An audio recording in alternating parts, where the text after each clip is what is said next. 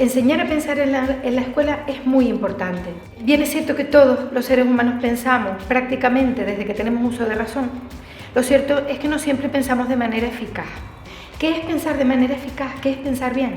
Pues emplear destrezas que nos permitan tomar decisiones de manera consciente, adecuada, y también resolver problemas tomando como referencia todas las herramientas que uno tiene para poder afrontar la situación de la mejor manera posible. También enseñar a pensar implica educar a nuestro alumnado para hacerlo personas que observen de forma cuidadosa que ante un acontecimiento, una lectura, un cuadro, sea capaz de expresar lo que siente, se cuestione la información que está viendo en esa obra.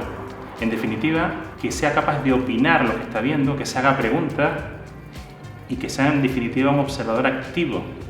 Existen formas para poder entrenar al alumnado en ese pensamiento de calidad, profundo, analítico.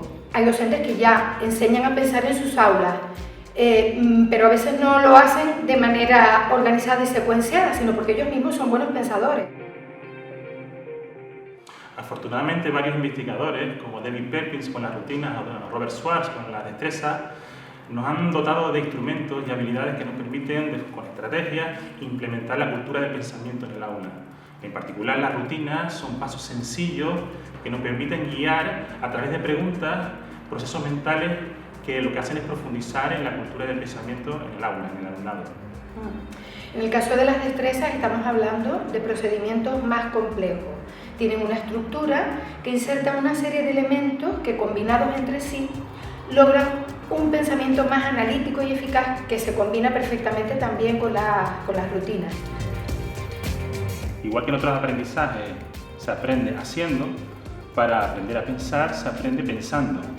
Y de esta forma tenemos que buscar espacios en el aula para hacer el pensamiento visible. Por naturaleza el pensamiento es invisible, pues tenemos que buscar la forma y estrategias de visibilizar ese pensamiento por parte del alumnado. Hablamos de metacognición. El proceso de metacognición consiste en pensar sobre cómo hemos pensado.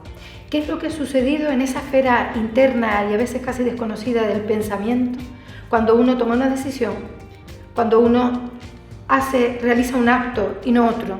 Aquí tenemos el producto estrella, el factor clave de la enseñanza del pensamiento. Hacer preguntas, y no cualquier pregunta, buenas preguntas.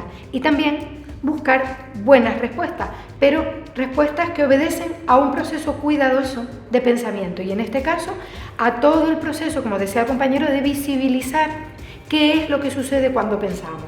De manera que podamos utilizarlo en siguientes ocasiones de manera consciente, mejorando el proceso cada vez más.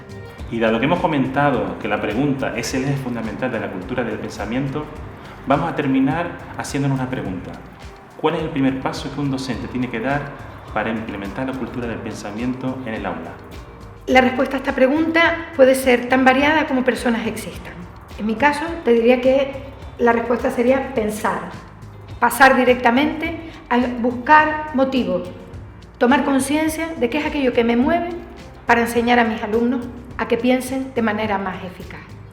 Esto pasa también por formarse, en este caso con una oportunidad tan rica como la que tenemos entre manos, para poder dar un primer paso, el más pequeño que yo pueda dar, para poner en manos de mi alumnado la posibilidad de tener estrategias que le hagan poder tener una vida más plena.